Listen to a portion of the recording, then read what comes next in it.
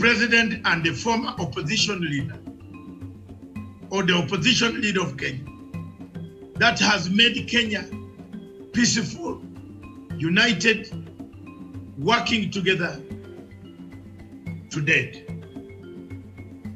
It is therefore very important for the people of Kenya to realize that the most important thing that every African looks at when talking about Kenya is peace. But what kills Kenya is tribal enclaves, bad elections, bad electoral mechanisms, bad political morals. People lack political morals. People lack good electoral mechanisms. People think of tribes. It is not the poor, it is not the rich, it is not the destiny, it is not the hustler nation. No. Those have been there for many times, many years. But what has killed the country is that those one key thing, elections.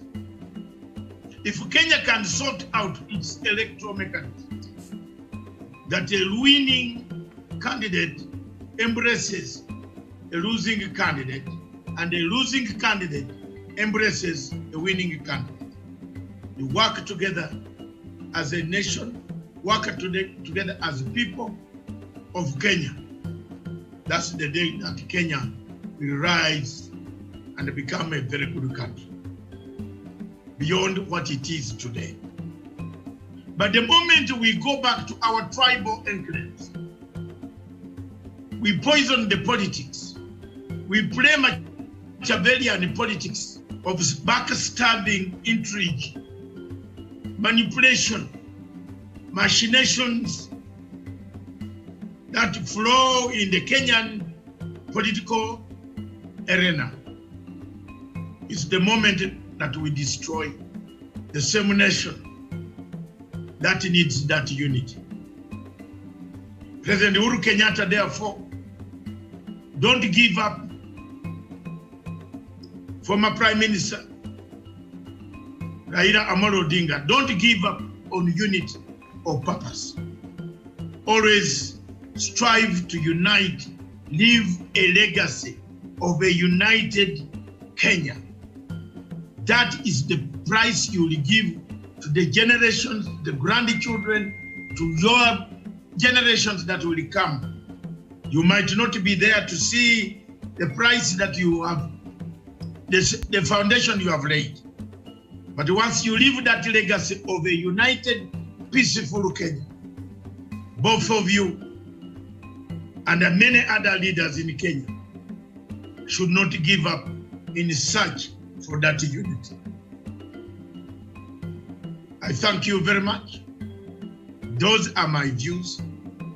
I believe a redemption strategy, and I repeat, a redemption strategy, the healing, reconciliation, reparation, accountability, truth-telling, those are the values of the handshake, a united Kenya with capacity to accommodate all.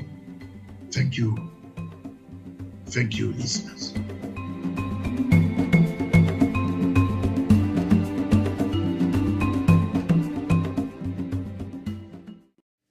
Good evening, viewers. Thank you very much for watching Punchline Africa Television, broadcasting from Nairobi, Kenya, and Mombasa in Kenya.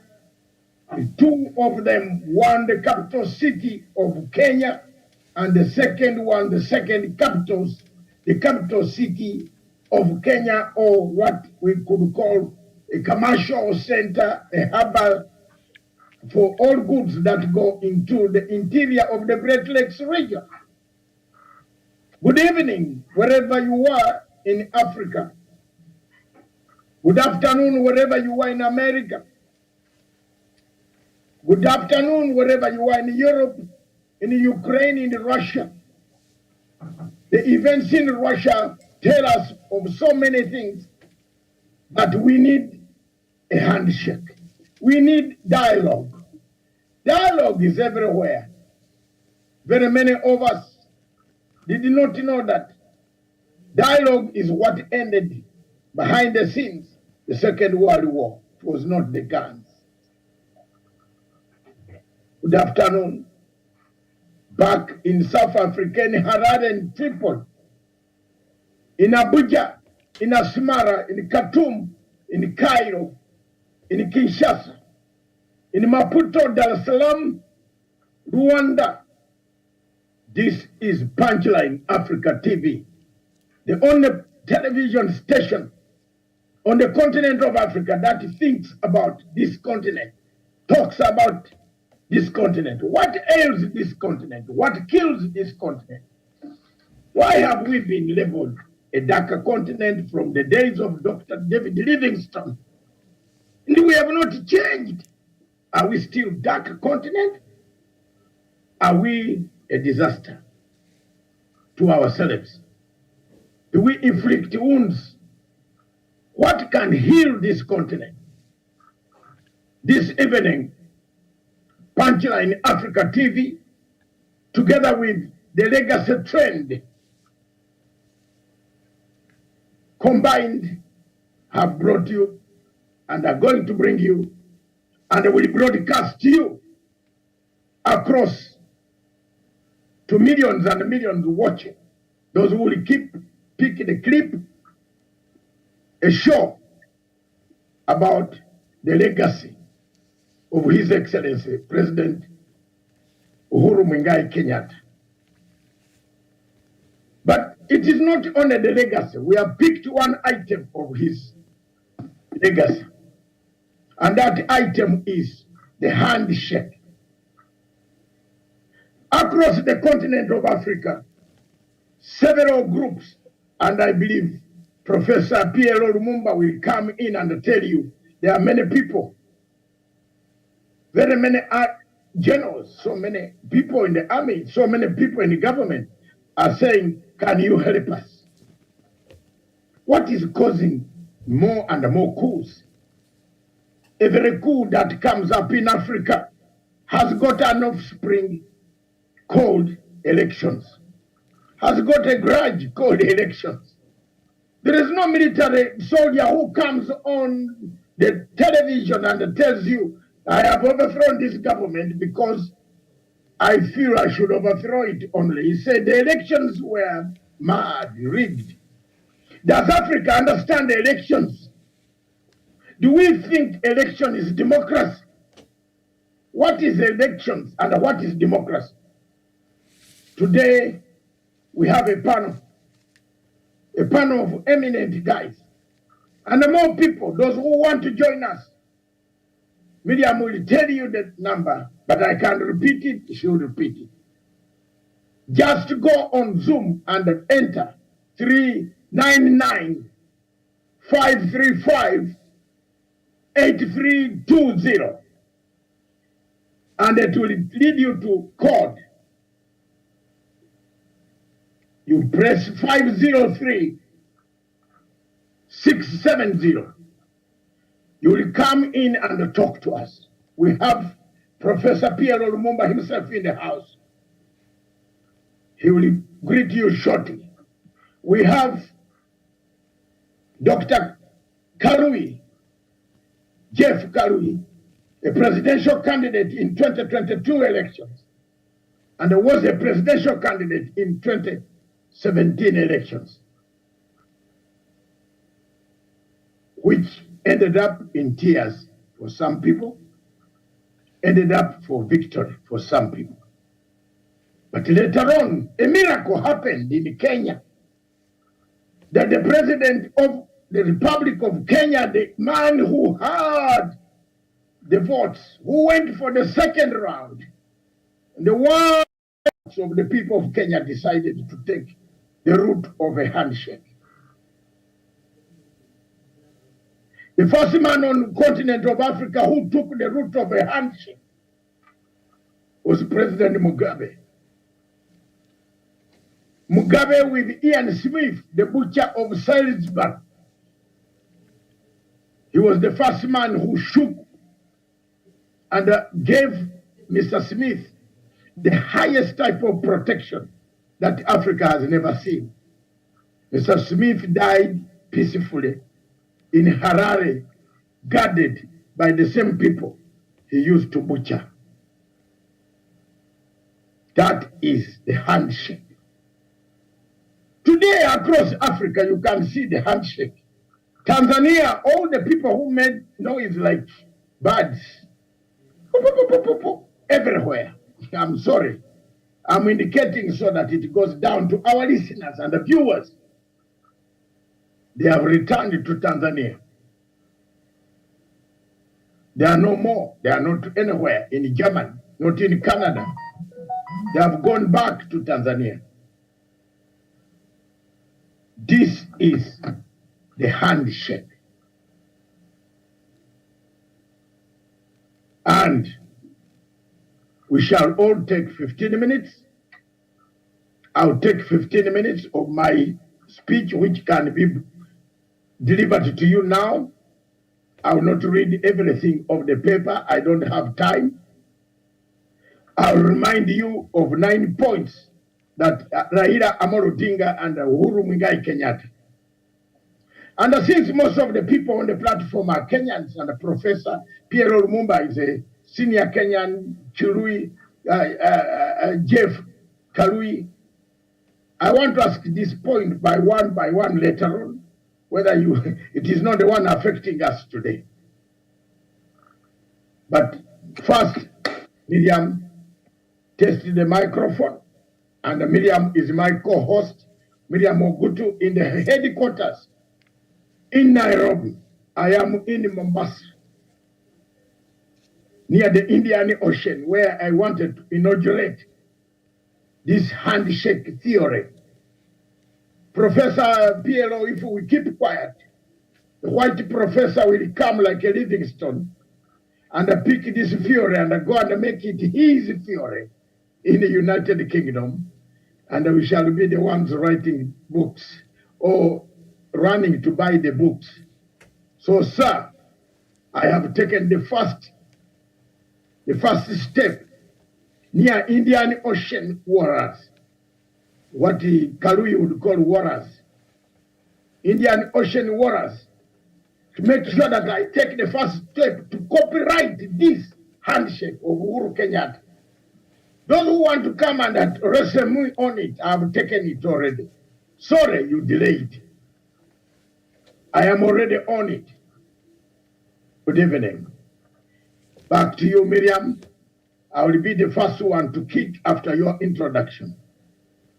But before that, maybe Miriam can introduce a topic that we need so much, so dearly, that we want to see some of the achievements of the legacy of His Excellency, President Uhuru Muigai Kenyatta, after the peace of 8th, is it 8th or 9th of March 2018.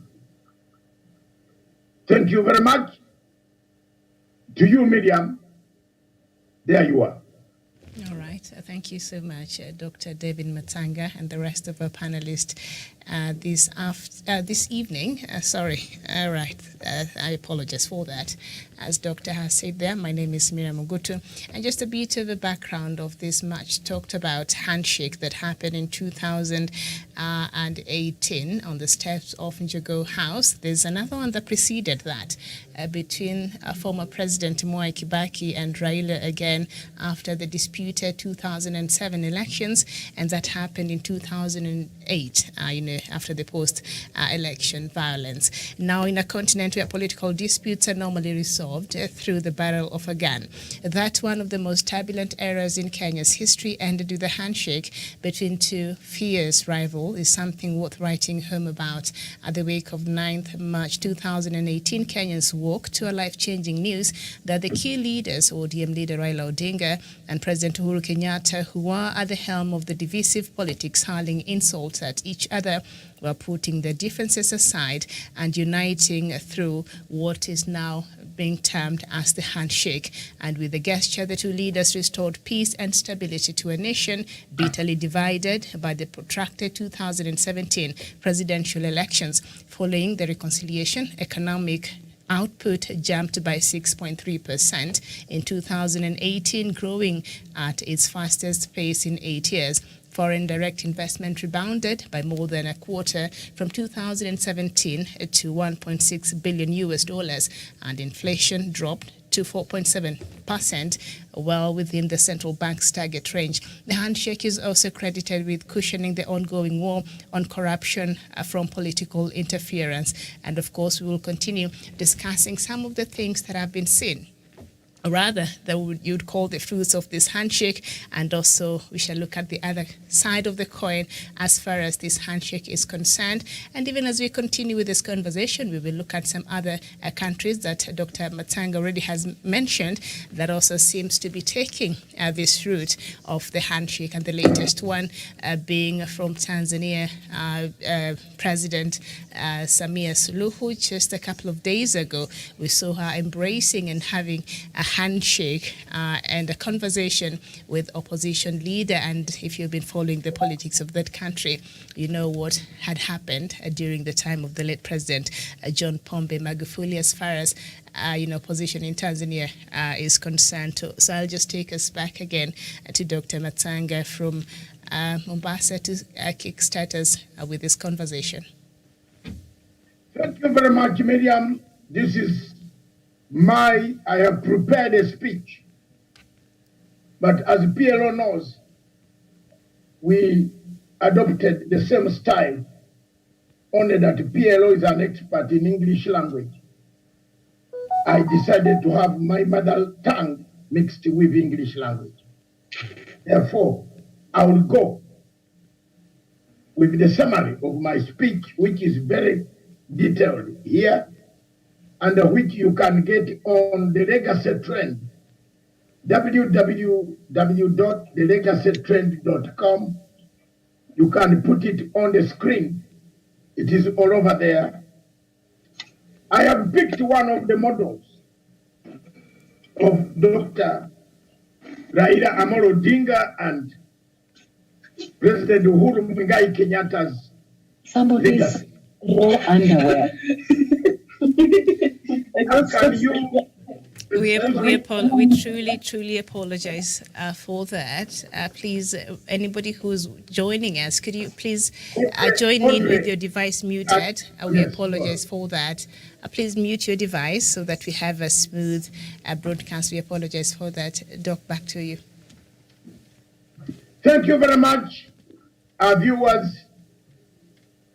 The situation in Kenya after the elections of 2017 became a very worrying factor for the people of East Africa.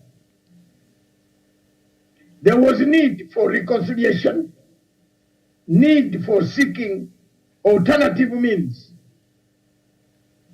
of discussing the issues that were at the center of the conflict or a crisis that had engulfed the entire Kenya after the 2017 nullification of elections. President Uhuru Kenyatta assumed power in the second term.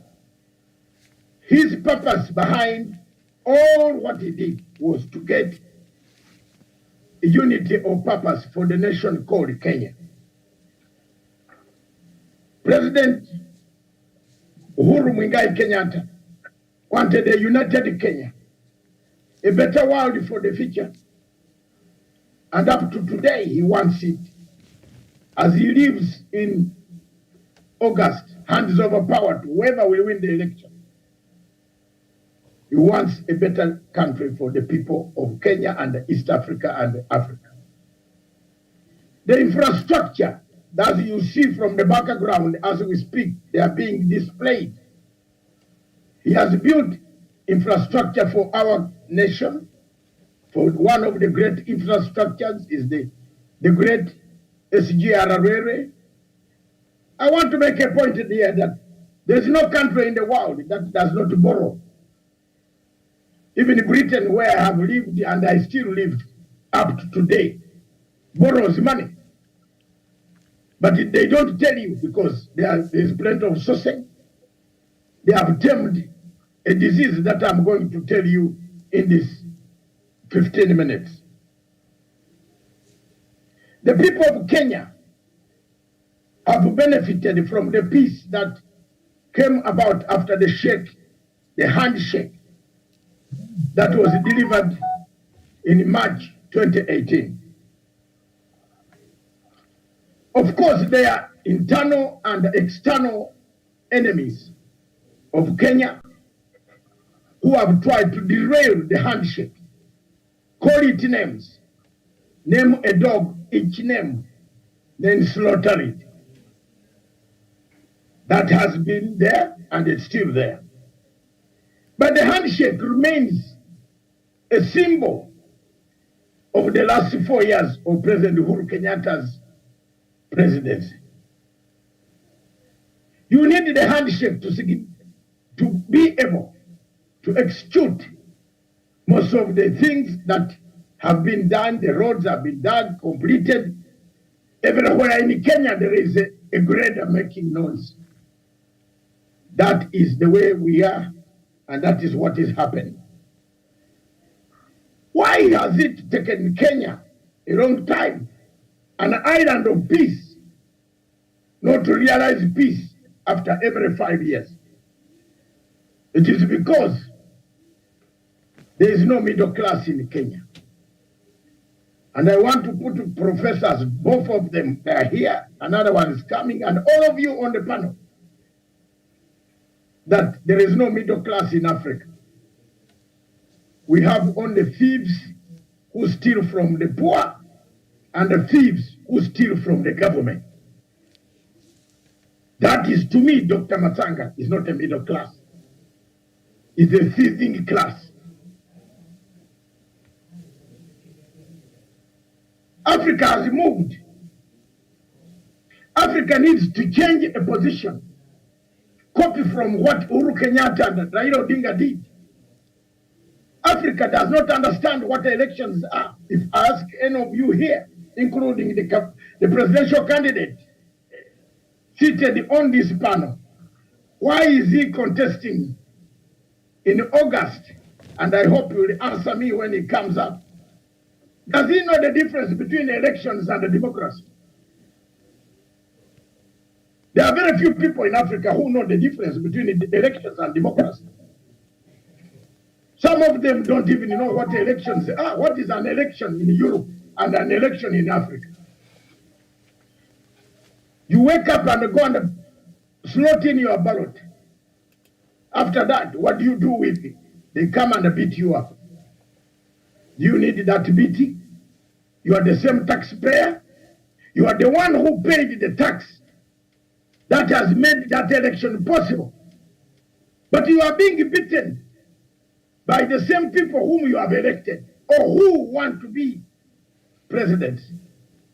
Does Africa need elections? It is up to you, another topic. I don't know how many of you know whether there are Chinese MPs roaming with briefcases and big cars rolling and taking fuel at the petrol station, and you fear when you are behind them, you think the petrol is going to be finished. It is, I don't know. Have you ever seen a Chinese MP? I've never seen a Chinese MP. China 30 to 40 years ago, China had one rice scheme in my country called Uganda, Kibimba rice scheme. We were sharing that rice to almost 500 million people. They used to take half, and they used to leave Ugandans half. But today, China, 40 years past, it gives us money. It even comes to tell us what we should do. It even can take your airport. Does Africa need elections or handshake? One of the problems that Africa faces, and which people don't talk about, is the question of a bad criminal justice system. And I want to bring in the lawyer here. He will answer. And I'm putting a challenge to Professor PLO Lumumba. Part of the problem why Kenya is talking about corruption today is because of a bad criminal justice system. You steal money on Friday, you are taken to court on Monday, you are released on Tuesday, you are in Mauritius enjoying money with your girlfriend or concubine, or in Mombasa, like where I am, near the Indian Ocean, the water that joins Mediterranean Sea and the Red Sea, and brings the Bazungu down, and we join. That's why I came here to initiate the handshake. Can anybody in Kenya tell me where the people who took the money in the Thika, KCB Bank, 50 million, where have they gone? Have you heard of their case? What happened to the 50 million? Who took it? A bad criminal justice system. I put it to PLO Lumumba to tell us why he trains lawyers who even go after murdering people. They go with a panga to the police station. The question of Paul Gicheru went with a phone and a laptop to the ICC, not knowing that they will later on put him in custody and have custody of those things. So PLO will tell the public, I am not the one who trains them at LDC in Karen. Africa, then. Uhuru Kenyatta, then. Raila Odinga, then. And others looked at, is the nation of Kenya going to sit and wait and watch and mourn when people are killing each other? Should the nation of Kenya sit, or if it had to sit that time, the panel and the viewers, if it had to sit, there would be bloodshed. There would be nothing left. People would have died. Many would have lost their homes. We would have gone back to the same story that we always talk about. We are cursed. We are underdeveloped. We are the lost sheep that does not see where to go. One of the things I want to touch, and before my 4 minutes to 5 minutes elapse, is the question of constitutionalism. The rest of Africa most African countries make good constitutions, but they shrink them. But I will not talk about that today. I want to talk about the doctrine of basic structure. There is nothing, and Professor Lumumba is a constitutional expert. He is here, that's why I brought him here. And Professor, today I've come up, I've been researching very deeply and asked myself, why Britain, a country that brought this thing called democracy, human rights, rule of law, does not have a constitution? Why? A written constitution. Why? Because they found that all articles in the constitution are equal. All the articles, can I repeat? Go slow. All the articles in the constitution are equal. And the professor, here we can argue until the cows come home. There is no article in the constitution that does not take you to jail in the committee. if you break it.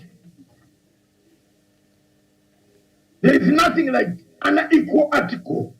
There is nothing like a basic structure. All articles are basic, are equal.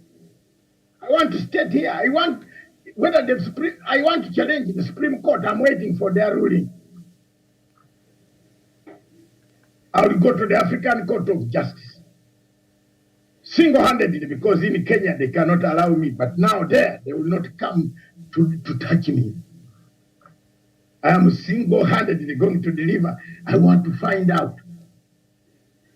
Tell me that all articles of the Constitution, you see, the myth created on basic structure syndrome is by NGO sufferers, people who have been blinded, educated by George Soros, like David Indy.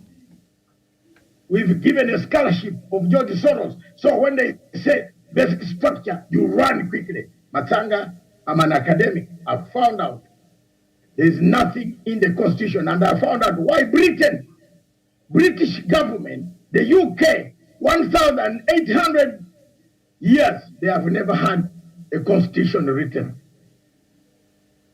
Because all articles, all values are equal. So the question of basic structure is a fallacy brought by academics that I have already told you. The problems of Kenya, therefore, come as a result of the following.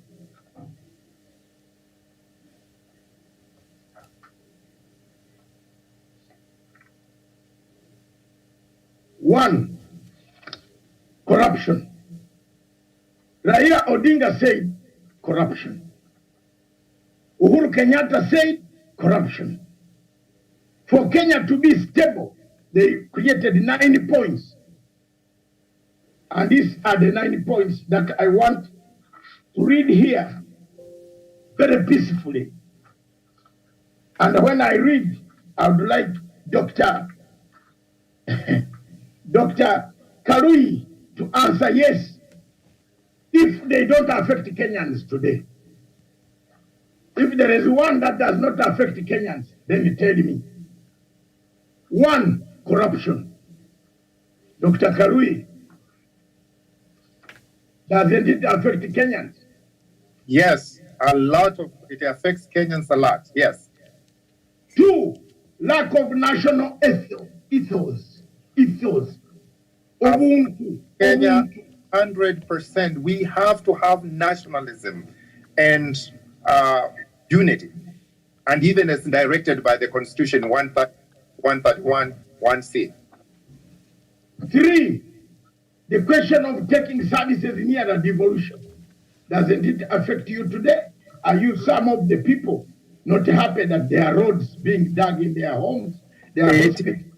It is a positive. It should be enhanced. Yes. Divisive elections. If there is any Kenyan who has no wound, who has not lost a relative, a friend, a schoolmate, because of elections since 1992, let that Kenyan throw the first stone. 100%. Yes, it affects people, and it should be controlled. Safety and security. Kenya has had issues with its security. Is there a problem? Is there, if somebody proposes such a thing for nationalism, for a nation to talk about security, safety, is there a problem? Yes, there's somebody talking about it to solve it. It is good, but security is paramount, and it can only happen when there's peace, as you talk about the handshake. Responsibilities and rights. People need the responsibility. Rights go with. I saw a policeman today beating a rider, a motorist, beating a policeman, breaking the teeth. Yes. Are we going to the days of Emperor Nero? No, it should not go to the days of Emperor, and it should not be encouraged, especially on the campaign trail. That needs to stop. inclusivity. Yes, it If affects. one of the things that PLO Lumumba teaches across Africa is, I like my friend there, PLO Lumumba, all the time. In Uganda, our corruption is centralized. Yes, yes. Our corruption, viewers, those listening to me, is centralized. You have to marry. You have to marry somewhere from somewhere in order to get a loan of 500 million. In Kenya, the corruption is inclusivity. That's a angle to look at. Yes, it is inclusive. I will not go into details, but I'm putting facts. You can go to every village, you'll find a man with a house and ask how he built the house. He can't explain to you. Exactly. There's a lot of. But in our country, the houses are in one direction. May my children stay longer to see them in several directions. That's right. Inclusivity and that. Yes. Number 8. Shared prosperity. It adds, is it a wrong thing to talk about shared prosperity? 100% good. And I personally will feed into it to talk about shared prosperity. That is the goal of a nation. Number 9, ethnic antagonism and competition. It begins to be brought together, unity, so that we can enjoy tribalism in terms of heritage and other things, but it should not be used as an instrument or a tool to make people fight. It should, in fact, handshake should be a good example to bring tribes to handshake and work together. Ladies and gentlemen on the panel, the first model of Uhuru Kenyatta's legacy is the handshake. If we don't build this handshake towards a theory, like Karl Marx, I've already told PLO Lumumba that he knows very good English. He has to write it for me. We go for it, because if we keep quiet, some Muzungu is coming to write it, and we shall be saying, we better write it as a theory. It is working every fire. In Zimbabwe, if you look at Zimbabwe, Chamisa and Mnangagwa are about to ink a handshake. Believe me or not, I want to be honest and tell you, yes, I went to Zimbabwe. I carried all the documents. Mnangagwa called me. Mnangagwa is my friend. I don't need any security intelligence officer to clear me to enter Zimbabwe. He called me and I said, you come. I went. I carried the books of the redemption. This, what you see here, the handshake. And I said, the only way to get Chamisa busy is to give Chamisa a high commissioner for IT in Africa to correct our internet in Rwanda, in where, Your Excellency, do this, please. He said, can it work? I said, if you have a problem, one day ask Uhuru Kenyatta and Raila Odinga. He said, my friend, I did not ask him for money, and I don't ask him for money. He knows, 22 years, I've never asked him for money. And I don't ask for money. That's why people at times misunderstand Matanga. Because I don't work for money. When I came to Kenya to save some people from ICC, who, like especially Ruto, whose lips were white, he would not be anywhere. Rule 68 without Matanga, it would be there. I had to fight. I was put in a Dutch police. I've never gone to British police. The Dutch police put me in because the woman said I touched the breast with Sanko. Because I was fighting for that Ruto who is insulting Uhuru today. Yes, but that's life. That's a reward. I did not get a reward. I have not get a medal. Is there any Kenyan who has given me a medal? What do you mean even a half a medal? I'm not bad, but I'm happy that today the principle that I told them is I'm vindicated. And believe me or not, by May, Kenya will change. By May, Kenya will change. Those who don't know, who think that I don't know, PLO knows my dangerous roots of International Criminal Court. I know everything that goes in there. And don't ask me how. You can also try. By May, the things will change. We have a problem here. And the PLO, you better prepare your books. If this case goes down with Gichero, if the verdict is yes, what election are you talking about? You are talking about election. You have to go back to a drawing board. You cannot be mentioned 870 times. And the judge looks at you and says, it's very good, you go home. They want to know who you are. That's international law. These are not courts of criminal magistrate that you will go there and bribe them not to call you. You have committed a crime under Article 70, which is different from the crime of the genocide of a state. You kill a court, you want to beat a judge, that judge will sentence you under Article 70. You kill a witness, that judge will. I am the only one who escaped Article 70. Yes, you remember. Saitoti connived with ICC to arrest me for 3 days. But I told them Ocampo took money from a president in Africa, and I showed them the video. I have the video today. If Ocampo makes noise, if the ICC told me don't show it, I can play it here and go home. Yes, I have it. $250,000 in cash near Hyde Park Corner Hotel.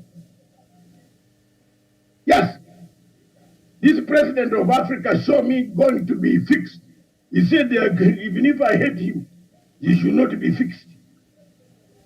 So don't think we are stupid here. Have you ever seen the ICC coming near Matanda? Try. I will bring it down.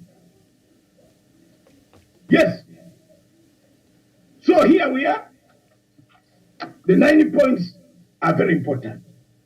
It's called a redemption strategy. The only mistake may be what His Excellency the President made with Raila Odinga is to call it BBI. If they had called it a redemption strategy, PLO Lumumba would have not dissected it in a different way. He said, hey, my professor would have understood what a redemption strategy is.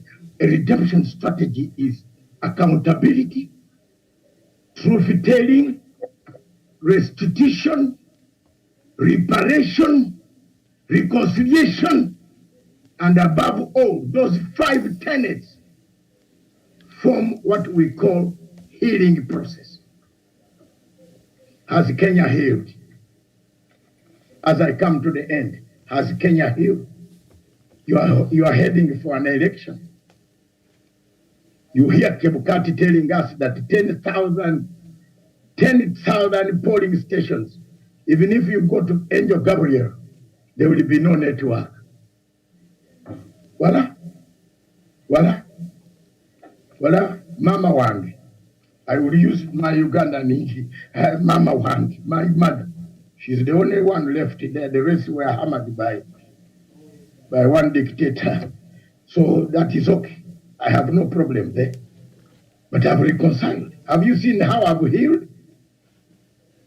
Professor PLO Lumumba, every time he goes to Kampala and the jokes, President Museveni says, hi, is my friend Matanga. Do you see him saying, why is he letting me beat him? No, I healed.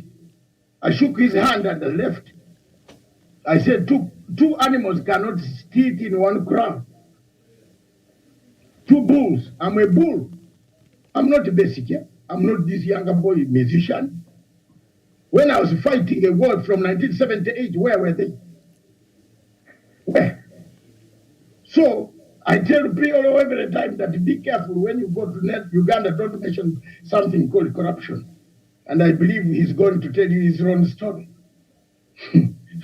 So keep quiet. It is centralized.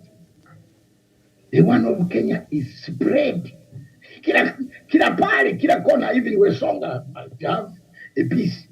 So these are some of the things that we have to face in reality. But for me, I believe the handshake is a new model, is a new mode for Africa. Is a new way Africa can change. Is a new way that Africa can sit down. We are not yet reached a stage of competitive politics. Look at what Ruto and Mr. Kuri are saying today. I come from a tribe which started circumcision, I don't know, centuries, 2 million years ago. But we don't talk about it and go on labeling others. Look at Korea. The problem here is that these guys are suffering from when you take too much tablets, you have forgotten Ruto takes tablets. And the other one also takes tablets. If you take too much tablets, if you are not controlled, you can have a problem. Oh, for me, I tell the truth. These guys are on tablets, and those tablets have got doctors prescribe them. You better tell them, PLO, because these people are going to tear this country. For a man to tell you that an electric, in Africa you need an electric blanket. For what? Don't you have a wife? To warm your legs. So for those legs to be healed, I'm sorry, Kiruga, and the Miriam, the legs to be healed, you need tablets. So Moses Kuria is following the tablets every morning, like 18. I'm told they are 18 in number. So this guy is on tablets. Dr. Kaluyu, you're a medical doctor. Don't hide under these things. Tell these people, advise this guy. Another one has his own disease. Soon we shall disclose it. Because we have had enough. You have insulted Uhuru Kenyatta for long. But Uhuru Kenyatta has friends, surely. I'm one of the friends. Uhuru Kenyatta doesn't pay me to talk. I have never gone to that State House to eat rice. Last time I went to State House was 2015. I have never go and check the CCTV if you find Matanga's bad image. Because they call me, I have a bad image. They call me refugee. I wasn't born a refugee. If my mother told me that you will be a refugee, I would have told Mom, kill me. I've gone through a lot, 37 years in exile, attempted assassinations. I'm still here. The men who leave me and get money, they come back, they are dead in coffin. I'm not here. I have never touched anybody's money. You think I don't have academic papers to go and cross over to Museveni? I say I become your new foreign minister. I'm able. I know every foreign policy in the country. I know every intelligence system in the world. I've studied Mossad, KGB, Mossad, everything in the what haven't I studied? I'm able to do it.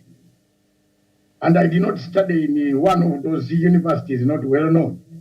I studied in Canterbury, where the Anglican Church goes, where Raila was yesterday and the other day. So here we are, medium in submission. A handshake is the only way that new Africa can be made. I therefore submit that today, at this inaugural speech, I will copyright through the legacy trend. I will produce 3 books of His Excellency the President's legacy in Kenya. One of the books will be on the handshake, and I will copyright it. I've copyrighted. I've told my lawyers, Chief Taku, already we have a draft. So if you are running like Professor Kagwanja usually copies my work, Professor Kagwanja, I'm telling you, don't copy. Just ask him to give you something. Please don't use my brain for free. At times, please. You have used me for a long time, please. Help me, I'll help you, I'll give you something small. So, medium, I submit, and the viewers, that the handshake is the only way in Kenya that you can have in Africa that you can have a peaceful coexistence. Otherwise, we shall have several military coups. Because every election in Africa, like the one you are preparing in Kenya, is a disaster.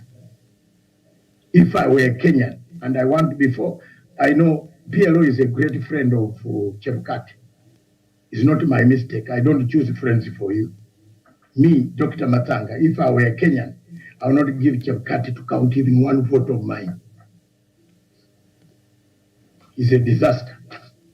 How can you print ballot papers in Greece? Greece. If you have $10,000, go to Greece, fly now. By the way, Jeff Kaluyu, pass through Greece on your way to, you will see the Prime Minister will know you are around. Yes. With $10,000. So you go and print the papers there. Ruto is going to print enough papers in that place. You people in Kenya, you don't listen. Bye-bye. Thank you very much. That is my submission. He will print and come with them through Nano. We are going to have a problem here. Where is the government? Why don't you cancel these things? Hello? Thank you. Let me now make my brief submissions. First of all, I disagree with Masanga almost 99% on the question of the handshake.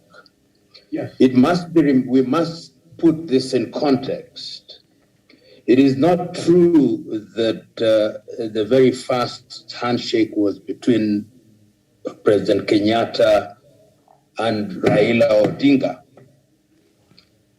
It is true that Raila Odinga joined Moi's government through what may be described as a handshake.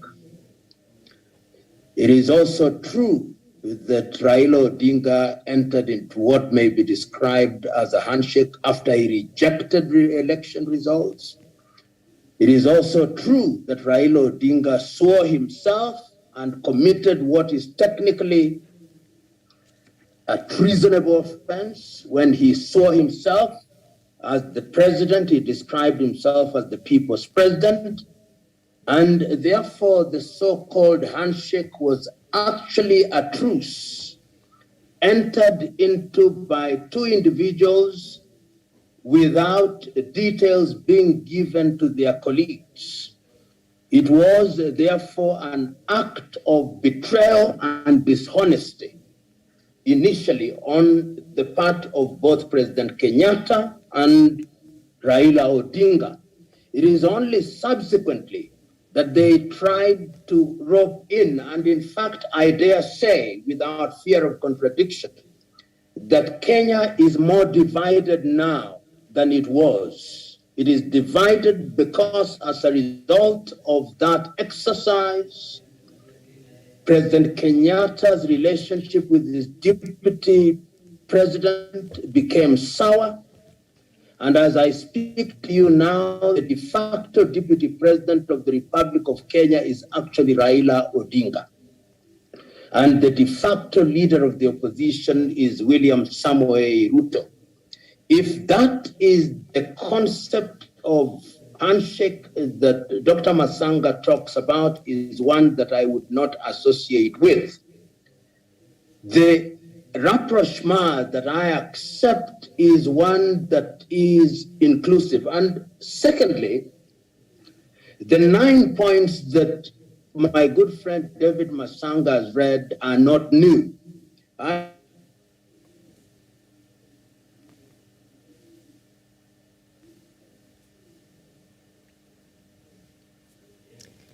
We apologize. We seem to be having a bit of a connection problem there from Professor PLO Lumumba's side.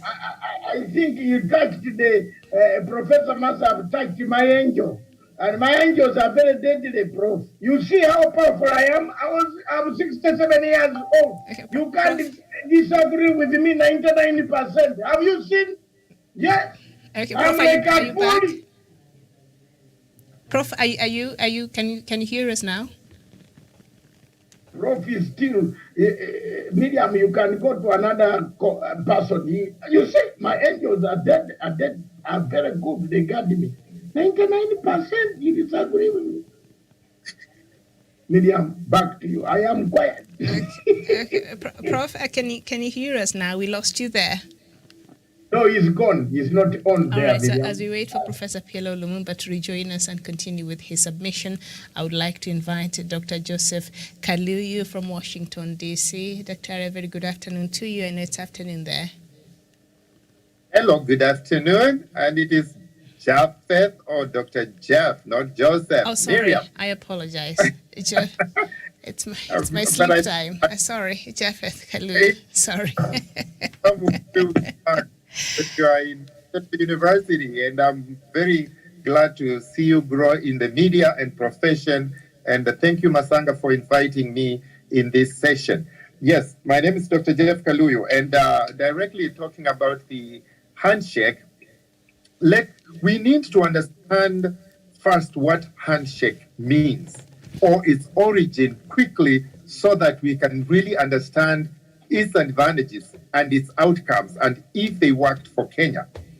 In sometimes during the Civil War era in America, in the UK, the soldiers, when they came together and they made a truce, they used to extend their hands so that they can be able to assure the other people there are no weapons on the waist, and also that there's no danger amongst each other.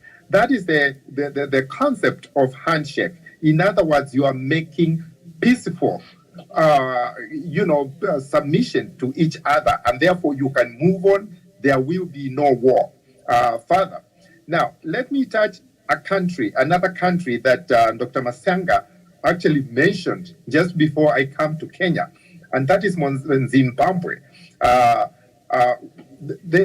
Harare, what they call the handshake, and the new concept or the new name, they are calling it soft power. Mugabe and Tsvangirai, they came together and they were on a collision course, and they decided to make a handshake, and that brought some peace in Zimbabwe, and that's how Zimbabwe was able to move forward. Now, coming speed to Kenya, we know Kenya was on a collision course with a lot of civil war. We had done 2007, 2008 post-election violence, and nobody was willing to go that direction again. We had seen the outcomes; they were dire. It was bad. So I see something happening to the screen. But whatever the case, I hope you're hearing me. Yes, we can hear you. Go ahead. So the handshake in Kenya is very significant. We were on a collision course with civil unrest. As a matter of fact, it wasn't just projected, it was happening. If you remember, people were burning Uhuru Kenyatta's posters everywhere in the city. Some of the people were calling, let's remove all the pictures of Kenyatta. That is how civil war and unrest starts, and then it reverberates around the country. Kenyatta saw that, and he called his brother, Raila Odinga, and let me just not use the word brother, let me just use the fellow leader. And they had seen what had happened in Zimbabwe and how people were coming together, how Becky had really put effort to bring the people together. As a matter of fact, as opposed to Mugabe and Zimbabwe, they came together, the two leaders on their own.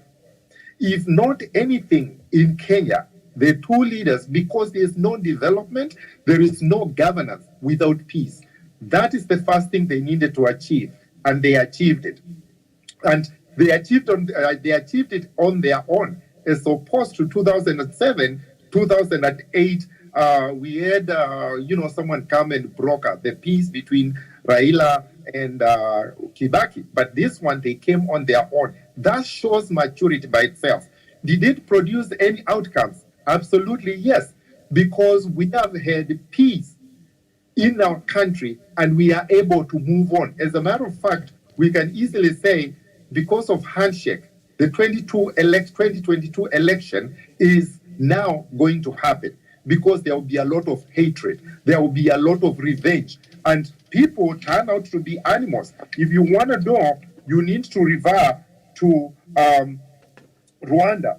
Now, handshake, I need it to be understood different. I think Dr. Machang has explained it directly. I want to say the unintended consequences that are also very good, and maybe they are not commonly looked at every single time. I see it as a concept, not just a direct handshake. Yes, there was a physical handshake, but also it was a concept, meaning that it covers so many things together, that they brought the soft power together, but also it was saying when people in government disagree, they need to get to practice to handshake. You need to seek each other instead of cutting, slicing, and dicing each other. So you need to come together as government because we need to put our country first. The way I saw the handshake, and I want to be categorical, I was, despite the TV talk by many people who come to different TVs, I was the first person in Bomas of Kenya and also outside the judiciary to call for the handshake. I have the Swahili version of my interview that I called them to come together and we put our country first. So they came together, and I need to be able to be to ask all the leaders when there are conflicts, they should come together, handshake, and that is what we are happening. What we have seen happening, the deputy and the president, I needed to see there needs to be soft power, because when you go your way, the other person goes their way. It means you are not putting your country first, and I'm not apologetic to that. And you remember during the Obama, Clinton, I want even after the elections, whoever wins the election, remember Obama, Clinton. Clinton was the opponent of Obama, but what happened after Obama won? Clinton became the Secretary of State. So it was in their favor, but that was also a handshake, which was showing what we call the soft power. So the handshake, it is real. It is. It has happened before. It is not something we are experiencing in Kenya for the first time. Now, what I fought, if there are faults that I can fault in it, is because handshake means that you can feed into each other. Handshake does not mean it's a co-government. There are some. I needed to see the Kenyatta government be able to thwart and not be able to feed off. You are governing together with Raila, and a lot of perception. Perception is, truth. In other words, if people perceive President Kenyatta and Raila are co-governing, then that is not good for the legacy, because then they need to be their own men. I want to see Raila as an opponent, that he stands as his own man, and not to drag Kenyatta's name so that he looks like he's trying to feed off. It is okay, but what is it for you as your own man? So that is very important to be able to show. Now, it is important through the handshake. It has been seen as though, the vice president has been thrown out, and the handshake was between the president and President Kenyatta. The handshake covered everybody, and we should not mistake the ability to work and play with others as if you have been thrown away. Even now, there is time. There is 3, 4, 5 months before the election. There still can be done things for the Kenyan people, because if Raila or if Ruto decided to do something for the Kenyan people, because now he's an opponent, he is running for the president, he is proposing certain things for the government, he is in the same government. We would like to see him start effecting those things right now, today, so that people can be able to start taking advantage. For me, it is challenging to see all this happening because of the handshake. Now we are blaming handshake for lack of work. We cannot be able to do that. Handshake was there to bring peace so that the government can function. Now the government is functional. We are failing to use the environment to advance the cause of the government. And that's why I was proposing the 7-point plan, so that if the government, President Uhuru Kenyatta, takes it right now to start implementing it. Mine, which was growing the economy, taxes, making sure that the taxes are lower, making sure the diaspora is part of it, and also post-COVID, post-COVID economy. By the way, I'm the only person in Kenya who can speak about COVID and the economy in the same place, because my MBA is finance, and then my PhD is in health policy and research, talking about COVID and those viruses. So the rest, it is on their own. But the truth is that we need to make sure that all the time we put the country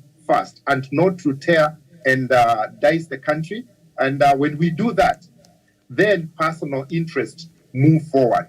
Whoever becomes the president can be able to include the rest of the people as a part of advancing the handshake. So if Kenyatta took the 7-point plan, that means the government of who is going to win next time, and I believe I will be the person, then I can start governing early, so that I just take that and move forward as time goes on. But I would like to call also Kenyans for peace. Handshake is something else more than even that. It's about election peace. When we work together with the soft power, so that we can be able to say country first, as if it's a handshake among the presidential candidates, that means we can pledge to conduct election in a peaceful way, to conduct election in a way that people will be secure, will be protected. So I know it is complicated, and I heard my colleague, Professor PLO Lumumba, that they hide it from people. Some of the things that are done, they are not necessarily done in the open negotiations. And I have done industrial negotiations. I've taught in people from Nigeria, Ghana, about industrial negotiations. There used to be, there is always a pretext before the main negotiation. So the handshake was the final item, but there was back closed doors that needed people only who can make it work forward. If you include very many people in the pretext, therefore the main handshake would not have happened, because everyone would ask for a stake. Kenya or Africa, people asked for stakes. Therefore, what we saw was handshake, and who was handshaking is Kenyatta and Raila, because they had two different people who are on collision course. So handshake brought, and I submit, I'm confident, it brought peace and any advancements and some of the economic advancements that we have seen, not as much I would like to see. It has been caused because of the peaceful environment and bringing tribes together. Now, we have seen also the tribal people, cocoons, forming in different locations. We have Aluya, we have Akamba, and people talking sometimes some of our politicians are very gullible. I hear people say, we must be in government this time. If you don't do it, you will not be in government. It is just a bad way of saying, if you are not in the government, you will not be served. So when you hear senior politicians talk things like those, it means they are advancing all these years things that are not really good for the country. And I believe every generation brings with it its own leaders. So I believe it is time for this generation. I believe we will take care, and whoever becomes the president, I don't care who, it's not time for revenge. It's not time to start investigating other people. We need to bring national dialogue. Rwanda brought everybody together. There are people going to be happy and not people who are not going to be happy, but the average should be people coming together as tribes. When Kikuyus, Kambas come together and they say they can work together, they don't have to agree on everything, but they can agree country first, and they are not going to fight. That is handshake. Handshake does not have to be always physical, and that is where we go wrong and we say it's for Kenyatta, it is for Raila. That handshake was for the country, and that handshake, the total good and bad, it has saved this country, I guarantee you. I was there, I was part of that petition, and I knew the mood of the country, and it wasn't going to the right place. But who caused it? You see, I think we are trying to be pretentious here. You cannot, in my view, participate in an election petition, which then nullifies an election, and you refuse to participate in the subsequent election, swear yourself in as the president, and then you enter into unstructured negotiations, and you want us to praise you for it, and you are the source of the potential problem. Let us be honest about this. Let us not pretend. Who in the first place brought the country to that brink? You can't create a war situation, then you become a peacemaker, and then you tell us that we should praise you. No, I think that is being dishonest. The honest position is that nobody can fight against any peace, but to try and sanitize this by saying that Mr. Odinga is blameless is I think, completely dishonest. And we saw this. We saw this with Moi. We saw this with Kibaki. We saw this with Kenyatta. So let us not pretend. Let us admit that Mr. Odinga engaged in criminality by swearing himself in, and he saw that the country was going to the brink. Then I can enter into a honest debate. But to pretend, no, please, I've listened to you carefully. Don't force me into an argument which favors you. Allow me to make my point.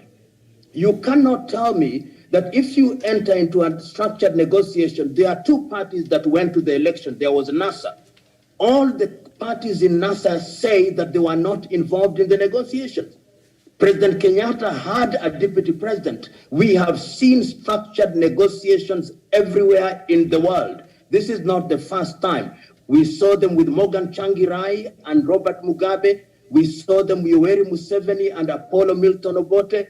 We saw it with Etienne Tshisekedi and Mobutu Sese Seko. We've seen there have been negotiations throughout Africa, and it is not right to say that the rapprochement between President Kenyatta and Raila Odinga was a groundbreaking. It wasn't groundbreaking. We saw apartheid between de Klerk and Nelson Mandela. So what we are talking about, that the country has peace, there is no peace. The country is thoroughly divided. That is why you have little political parties. That is why you see the kind of rhetoric that we have. So if you want us to debate from a honest standpoint, let us not come here to be a chorus in praise of a particular position. Let us debunk all these things. I was here when we were making the Constitution, and we went around this country. We have a Constitution. Yes. Piero, is the Constitution good? Did you have a basic structure in the Constitution? You tell us about the Constitution. Is it good? Is there a basic structure? What is the basic structure? No, please. When you people are talking, I remain silent. I think perhaps you expected me to join your choir. I will not join the choir. You are piercing us so much. We can't keep quiet. Let's allow the good professor to continue with his thought. Prof, go ahead. Okay. Go ahead, Prof. Prof, we are waiting for you. I'm making my point. There was a constitution of Kenya. It is your network, which is I will just make it work. Let me get. Okay, Prof. Water and sprinkle it. Can you hear me? Yes, go ahead, Professor. Yes, we hear you now. Yes. So we have a constitution of Kenya 2010, which is very clear on how we conduct affairs in a structured manner. When you bypass that constitution and enter into personalized arrangements, then you are undermining the constitution. And we ought not to praise you for that, because you are bypassing the constitution. In fact, the BBI itself was an attempt to bypass the constitution. The Political Parties Act is an attempt to bypass the constitution.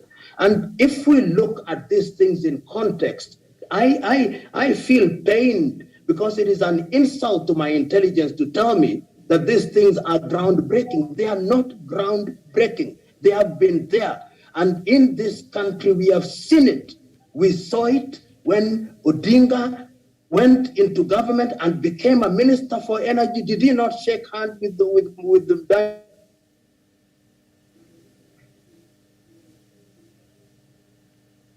Okay. We seem to be having a bit of another problem with Professor Lumumba's connection there. Prof, can you hear me? Talk about handshake and rapprochement, but don't sanitize the Kenyan situation by telling me that his earth moving is agenda setting. It is not. Okay.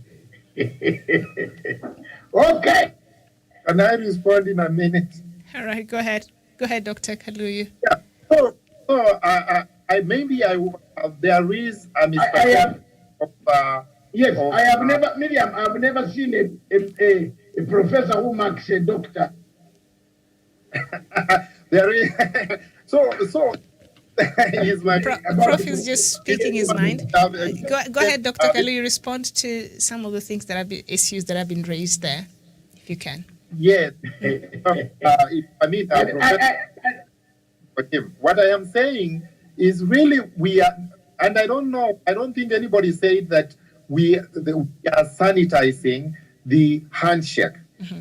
We have said that I have mostly talked about the outcome of handshake. The alternative of handshake was there was going to be a coalition and there was going to be disturbances, just like maybe possibly 2007, 2008, and we wanted really to avoid that. Was it perfectly done the way everybody, because there is another group of people, a big group of people, and we can't say they are totally insane when they say the handshake was done and they mean it. And when I say the handshake brought peace, I mean it. I was one of the candidates. I know where we were. I knew the mood of the country at that particular point. And when you are a candidate, you know more than an average person what is happening in the background and the temperatures because you are part of it. So we needed to lower the temperature. Mm-hmm. Was it done so that I'm pretty sure that this we can agree with the professor. Was it done necessarily how it is, to satisfy everybody? The answer is no. Mm-hmm. And I know he's a lawyer, so there are some technicals that I give it to him the way the law says. But the law also must be perceived, not only it must be delivered, it must also be perceived that things have been done for the benefit of the common person. Let me just intercede and give you two examples. Recently, yes, in the Democratic Republic of Congo, yes, elections were held. Mm-hmm. Okay.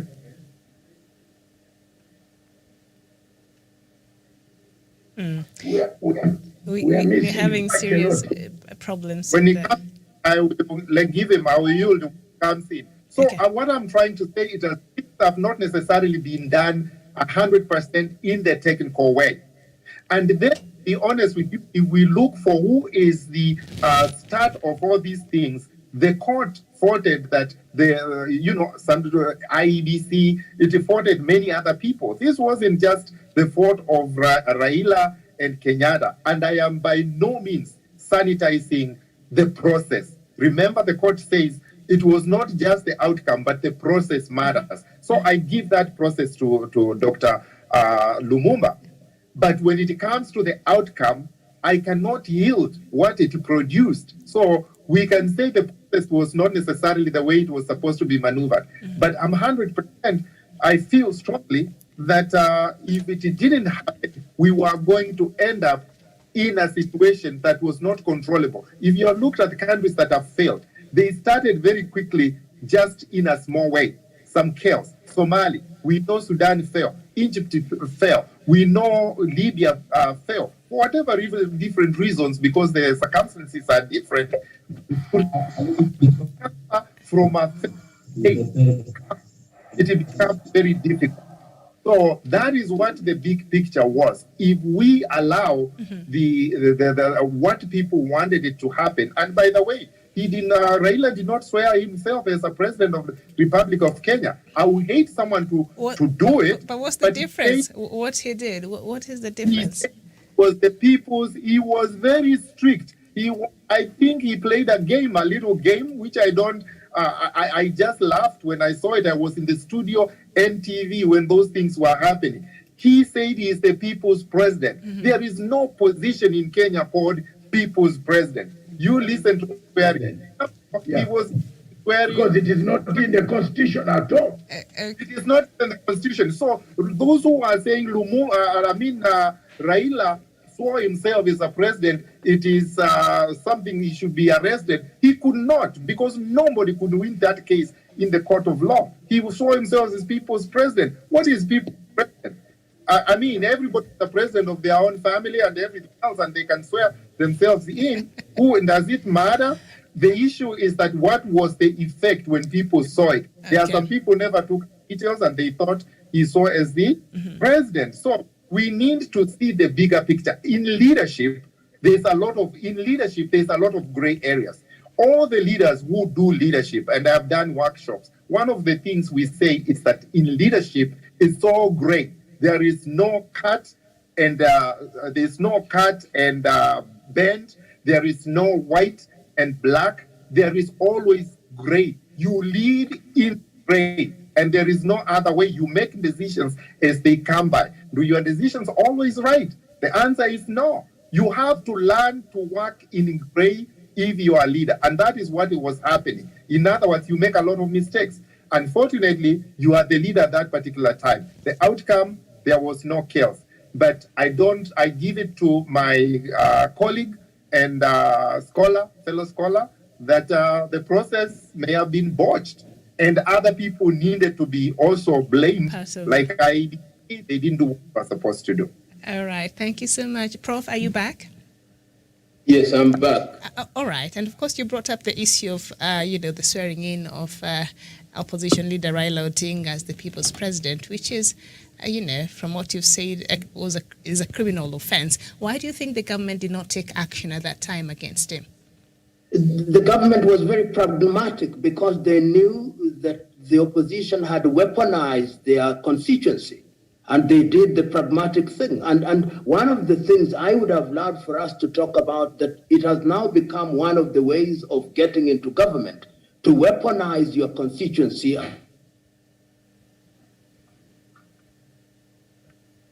Oh, I wanted to hear that a lot.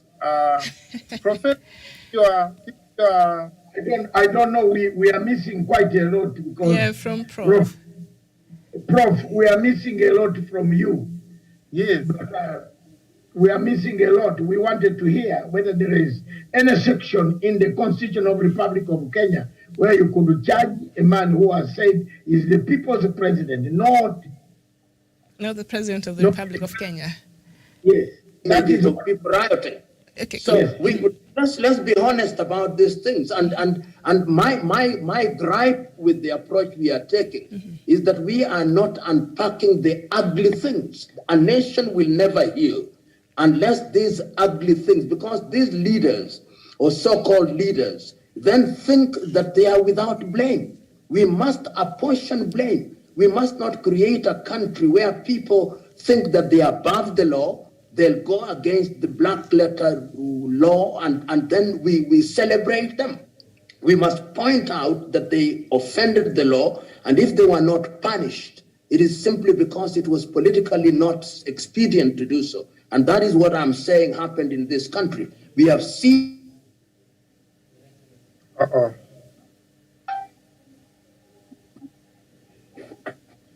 I think his network has been completely hijacked by, compromised. and it's just a downtime. Perhaps that's the truth. Perhaps Miriam, yes. To pick up from there, are you hearing me? Because even it has come to affect ours also. Yours is not affected, though. Go ahead. Okay. let me make a point. The professor talks about a bad precedent set by Raila Odinga. The Nuremberg trial, when the Second World War ended, we set up a court of Nuremberg trial. Does the professor know? Maybe he doesn't know that history. Let me tell him. No, that is actually my master's thesis. Okay, now let me leave you to tell the story. There you are, you have come back. We are waiting for you to talk to us, Prof. You know, what I'm saying, we are killing a potentially useful debate by defending individuals. My own view is that we should rise above individuals. We are missing you. Is there a phone? You can use a phone directly. Prof, use a phone. Use your phone directly. That will be a bit. There will be a bit of a technical challenge there. Okay, but when he's able to join back again, I think he will continue with his submission. Doc, you wanted to respond to some of the issues that have been raised there. Yeah, we are all doctors. I'm assuming this is this doctor, right? Dr. Vatsanga, I'll come to you, Dr. Kaluyu. I was raising the Nuremberg trial, which Professor PLO has say that was his thesis. Was an expert. Yes. Was an expert. Was an expert in it. Was an expert. He wrote it. So I was going to challenge him on his own fact. One of the things, I've read his paper very well. You know, to understand Professor PLO Lumumba, you must read his things. And I'm one of the few people who can take him down on that. The Nuremberg trial was commissioned, sanctioned by the entire world, including the United Nations, which was that time called another name, which changed later. But they knew the people who had committed some of those crimes. But they did not chase everybody around the world. They went on chasing slowly. So the question of saying that maybe we should blame, yes, I agree. The blame is there. But Raila came out and said, we are sorry. This thing.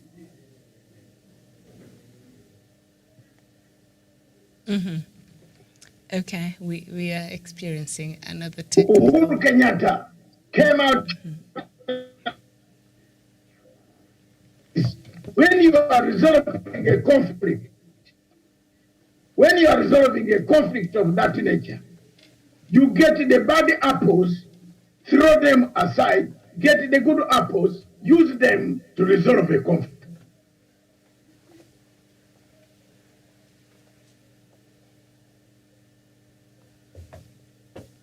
Kenya would have done.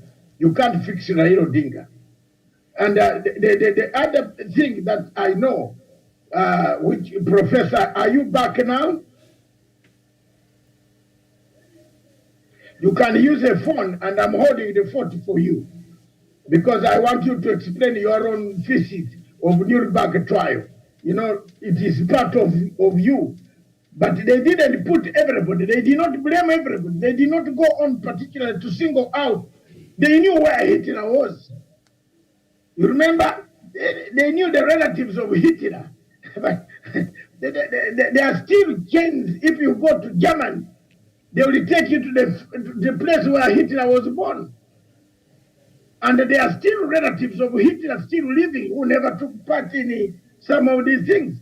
So when you are doing negotiations, these are some of the things you throw on the side, some of the things you pick up. For me, I still contend that there was no law, there is no law in Kenya which can pin down. The government saw, the Attorney General said, you cannot pin down Raila because he has not said, I'm swearing as the President of the Republic of Kenya. I'm swearing as the people's president, like a message. The Attorney General actually said that was treasonous. You know, even days before that happened, I think after that he resigned, if I can recall well. He He later on changed his mod. He actually resigned. I don't know why he did. He did because he looked at the bigger picture, not because it was not an act that is technically treason. My own view, we could help this debate by simply saying, because when you raised your issues, you talked about the difficulties of elections in Africa. And if that be the case, we are asking ourselves, are there models of governance which we in Africa can deal with, which will immunize Africa from chaos? Because if we allow ourselves to go the route of looking at the Kenyan situation and who has done what, then we'll be bogged down in discussing individuals. And I personally have very strong views about the conduct of certain individuals in the recent history of Kenyan politics. So I would myself ask ourselves, how can we help by having, particularly now that we are headed to the elections? And it must be remembered that the individuals we are talking about are the very same. At one time, this Raila Odinga was in fact, in 2007, he was with Ruto. In 2013, 2017, Uhuru was with Ruto. So it is the same individuals that we are talking about. Let us cut that and ask ourselves whether there are different governance models that we can deal with. Okay, I think we allow other people who want to contribute. But for me, I have sent you a paper which you can mark and give me the marks, even if it is 1 out of 100. I will be very, very because you have said 90%. My paper is very clear. It points to what model Africa can take. Can we take the handshake? It might have difficulties, but is Africa prepared to have an election where you are beaten after you have elected? And yet you are the taxpayer who has paid for this election. So that is all I am trying to bring above all this. Uhuru Kenyatta and Ruto and Raila Odinga might have been participants in an election, but how long shall we be mourning? How long shall we be going to Europe to justify and verify our elections? How many Africans leave the continent to go and verify American elections or verify British elections? I've seen very few people just go there seriously. Maybe, but I have not seen a contingent of African people in a huge Airbus going to verify elections in Europe. And Doc, even as we gear towards having our elections, in August, according to how you see it, this handshake, has it or will it cushion Kenyans against this every 5-year violence we usually see surrounding our electioneering period? Do you think this time things will be different because of the handshake? No, it hasn't. Miriam, you are correct. It has not. But the very people like PLO Lumumba went to court. You have heard him today. In fact, I didn't even know that he was he never liked BBI at all. He has told you today that they made it worse with BBI. But if you ask PLO Lumumba, that the 9 points that were in BBI, which one is not Kenyan? But David, all those 9 points were actually taken out of the Constitution of Kenya Review Commission's basis for collecting the views of the people of Kenya. There is nothing new in them. I have all those reports, and all those, they are just not 9, there are 14 of them. They just went to our 2001 report and picked them up and brought them as if they were new things. So my view is that there is nothing that they were saying. They were simply trying to dismember the constitution, to expand the executive so that they can create jobs for ethnic chiefs. You have a president, a deputy president, a prime minister, so that you can have tribal leaders. And that, I think, was rejected by the people of Kenya when we made a constitution, because we want to have a country where we have unity in diversity and we don't create jobs for the boys. Is there any part, let me ask like a man from the mountains of Ududa? Yes. Is there a part in the constitution that does not take you to jail? Does not take one to? Any human being under the constitution, is there any of the articles that don't take you to jail if you violate them? The constitution does not deal with matters of crime. The criminal matters are dealt with in the penal code and the criminal procedure. Yeah, but if you violate any of those, the principles laid down that produce the criminal penal code, yes, don't you end up in jail? It depends. If you are president or a vice, show me one, maybe. In terms of Articles 144 and 145, there are grounds upon which you can be removed from office. And then you go to jail if you have committed a crime. Is there a difference? Is there a difference with Article 6 of the Chapter 6 of the Constitution of Kenya, which you people call basic structure? What is a basic structure? Chapter 6 is leadership and integrity. Of leadership is a kind of a code of leadership. But I want to bring in Dr. Kaluyu here to see how countries, you've seen how the United States of America is dealing with what happened in Capitol Hill. I think the first person has now been sent to jail. And what I'm saying is that what we want as a country is that when people commit offenses, irrespective of who they are subject to the law. And that is the guarantee. But I want to advert the question that was asked by Mr. Gut. We are headed to an elections now. Because of the handshake, we will not have chaos? No, because we have two contestants, both of whom believe that they must win the elections. And if they don't win it, the elections will have been rigged. You can't have this character in Kenya that if you lose an election, you lose it because it has been rigged is part of our problem. We must, as a people, have a culture where you accept that in an electoral process, one person will be declared the winner. And if you are dissatisfied with that, you go to court. And once you go to court, if it is confirmed, then you accept the court's decision. But you cannot use a court process as we have seen in this country before. And if the judgment does not go your way, then you also throw away that particular court process. I've seen recently both Mr. Odinga and Mr. Ruto went to London and went to Marlborough in the office of the Commonwealth. And they have said that if the election is free and fair, then they'll accept the results. But what they are not saying, who will determine what is free and fair? It is their own judgment.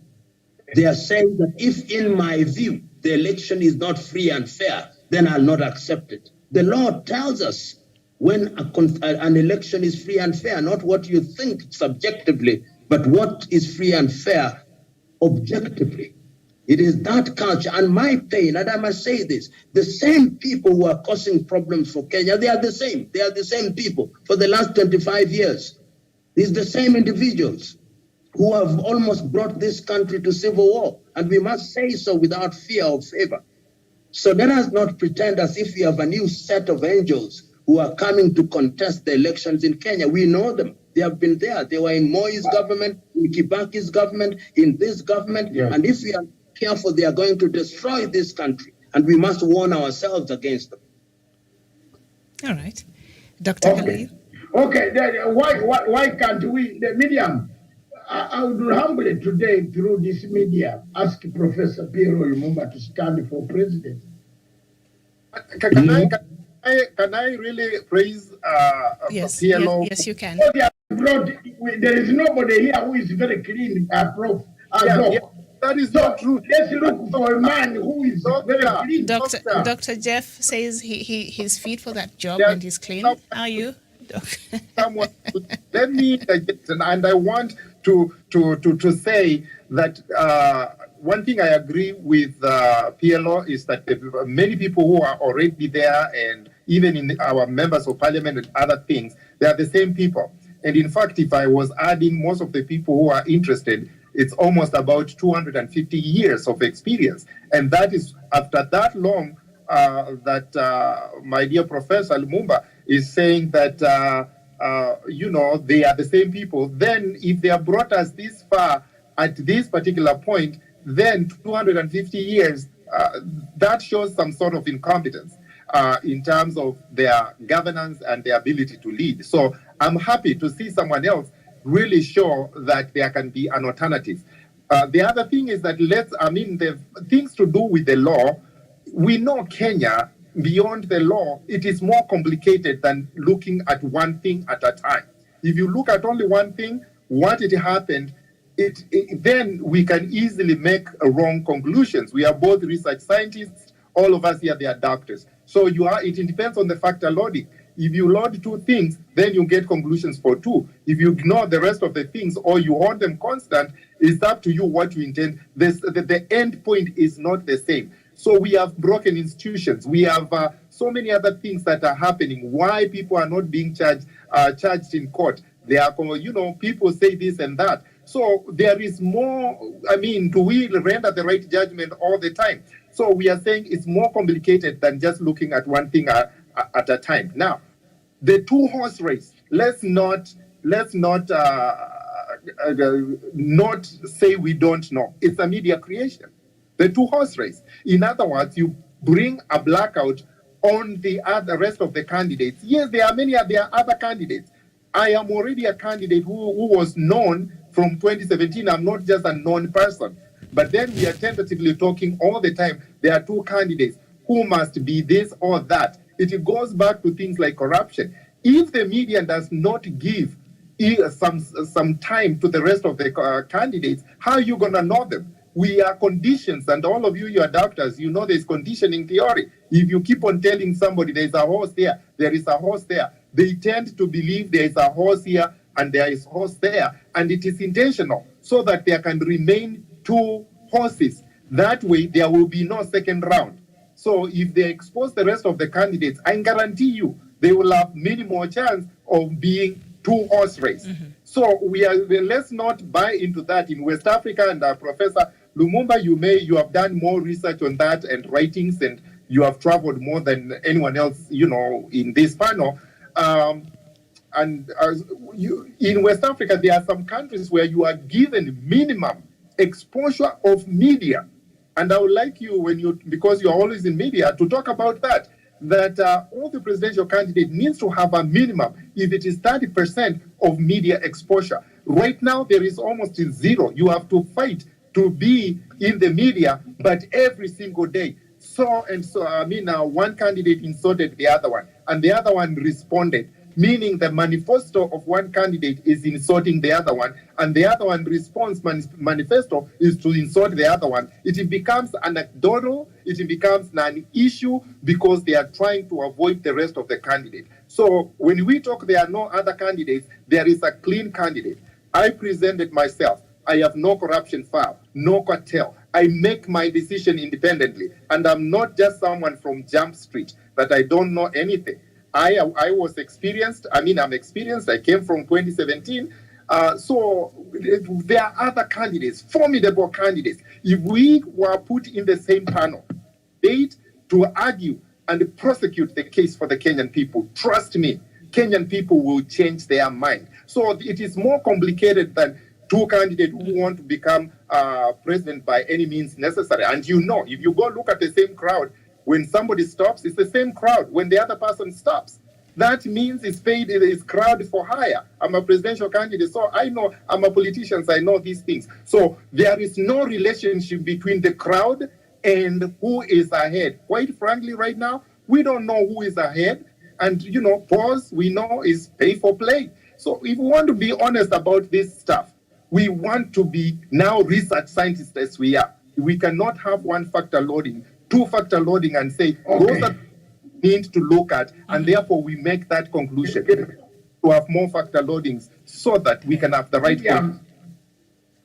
Yes, Doc. Sorry. Miriam, That, Timothy. I think thank you very much, Dr. Kaluyu. Let's get Wesonga to make, maybe Miriam give Wesonga also time to make just a brief comment. And anybody else who wants can raise his hand. But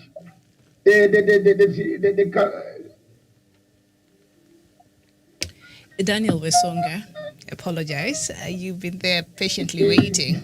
But go ahead, make your submissions here. Yeah, thank you so much, Miriam. And of course, Dr. Mathanga David and Dr. Jeff Kaluyu have actually risen maybe very important matters regarding the handshake. And I would really like to maybe differ with Professor PLO Lumumba on the fact that he mentioned that in 2002, around that time, Raila Odinga had a handshake with Moi, and in 2007, 2008, after the post-election violence, had a handshake with President Mwai Kibaki, and therefore, you know, perhaps he's driving a perception that Raila has been maybe weaponizing his voting bloc, in that he goes and maybe makes some truce over which he makes some benefit from. But you realize that in 2018, these are different kind of handshake, like what we had in the previous years.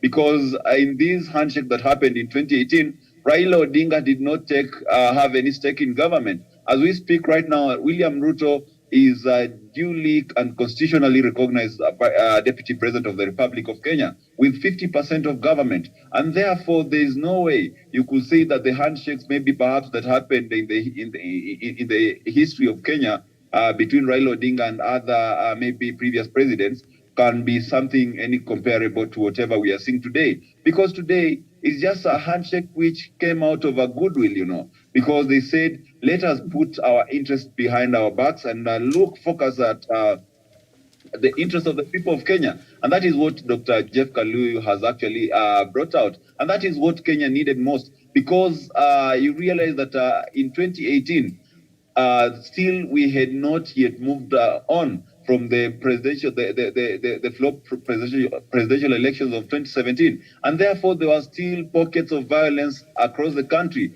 People had actually mutated from now maybe complaining and maybe issuing press conferences to going to battle it out in the streets. We had a movement in the opposition called the Resist Movement, which was actually holding demonstrations 3 days in a week. You can imagine how much business we were losing. You can imagine how our security situation was actually deteriorating, with the police engaging, running battles with crowds in the capital of a country, which is a regional hub in commerce.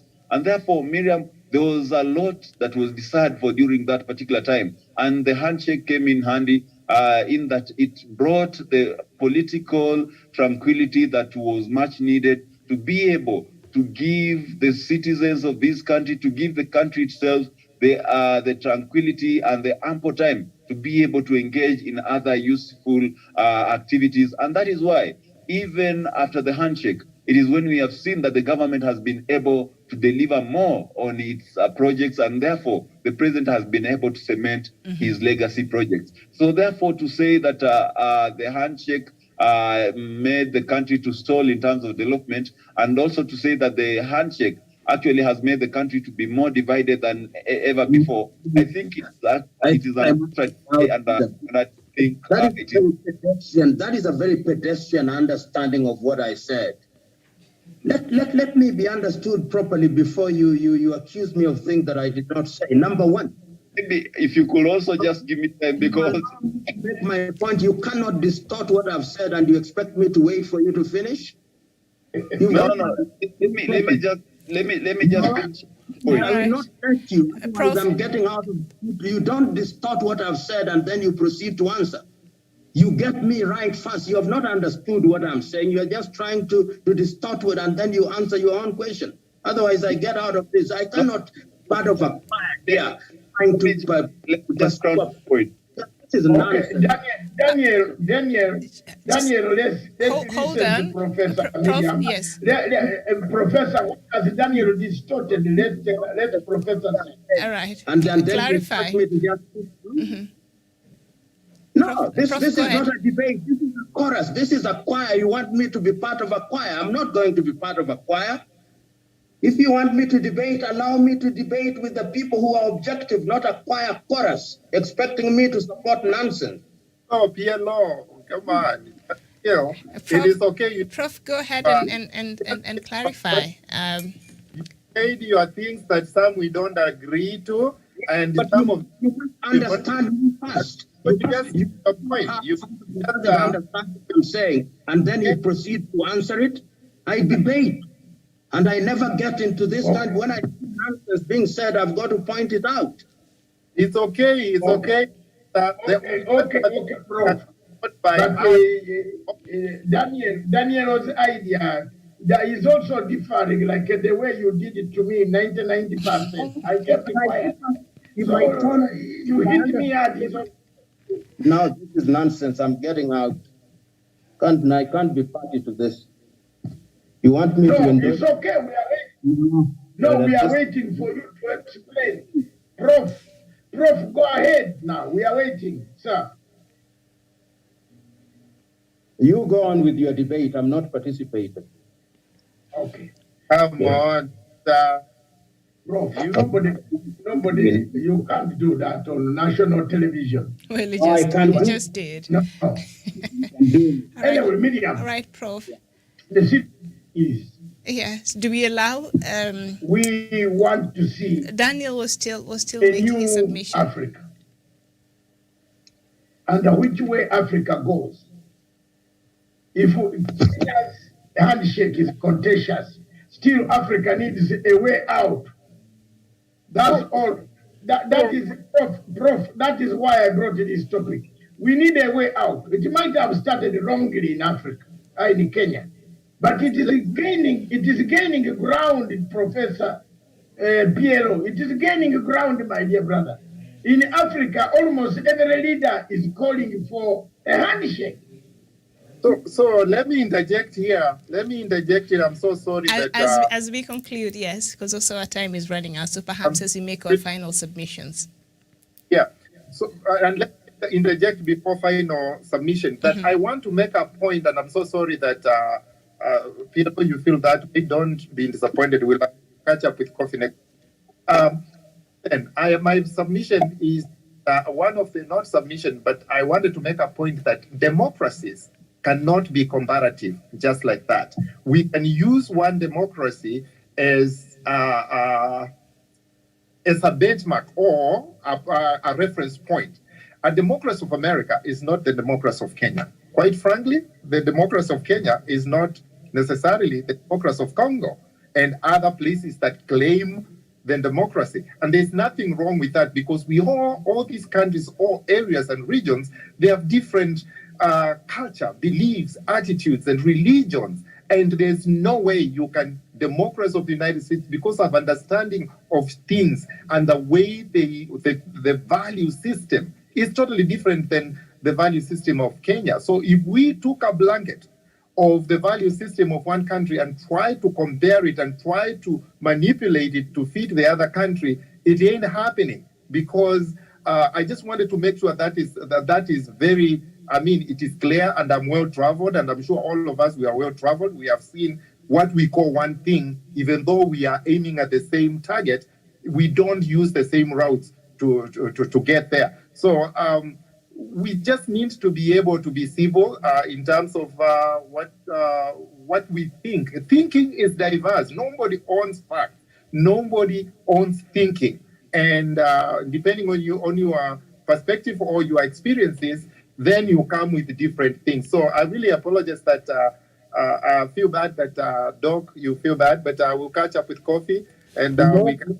You know, when you invite me to a debate, and I've been to numerous debates, this is the first time on air that I've used the word nonsense, and I'm using it deliberately. When somebody comes here who, in my view, does not understand one iota what he's talking about. When we get into an election here, and I participated in that election as one of the advocates, and when somebody says that you've had an election nullified, and then somebody says that somebody who participated in the election and refused to participate in the rerun brought peace, then you want me to... No, Professor, you cannot just walk with that statement. We are not Raila Odinga. You better know that also. You are not going to lecture to everybody. You have your knowledge, we have our knowledge. You are not Raila Odinga. You are annoyed with Raila Odinga. You can't get annoyed with Raila Odinga and get annoyed with everybody. We are not Raila Odinga. It's Raila Odinga who refused an election. It's your own countermate, your tribesmate, your clanmate. But you cannot carry the whole of that blame to everybody who makes a statement, who says something which is nice. Okay. All right. Okay, Doc, we seem to have lost you there. Your connection. Yeah, Miriam, there is something which is not... Yeah, we are having troubles with the connection, so maybe we just bring the curtains, down for today. Done.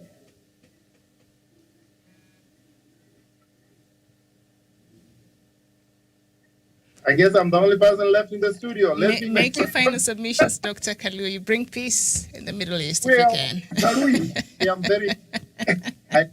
That's the truth. That we cannot also say something, and Professor PLO is then let him stand as the president of the Republic of Kenya, and let's see how many votes he gets. Okay, let's not go there. But no. The medium. Yes. Listen, my sister. Let me make my point. If you hate Raila Odinga to that extent, it's like Professor PLO is like a courier. He's like a courier to Kenyatta. And if the truth has been told, I am not going to lose friendship with him because I've told him the truth. We are not discussing Raila Odinga here. We are discussing an international debate. Kaluyu, Jeff, am I wrong?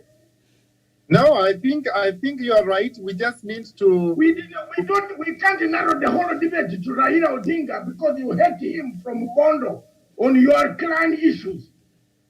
And you bring it to national debate. No. I cannot allow. Not again. I cannot allow. If PLO hates me because of this, he can hate me. But you cannot say, we narrow the whole thing to Raila Odinga. We need a handshake. I think a handshake will be appropriate at this point. Yeah. No, otherwise, we don't want to dilute everything nice and important that has been said the last almost 2 hours. Yes. Let's finish it. Yes. Let's wind. Daniel Wesonga brought something that pierced. And Daniel Wesonga did not get to finish his thought. So maybe as we conclude... He was cut short. Me, PLO dismissed. I've given him the paper now. Let him read my paper. And also dismiss my English.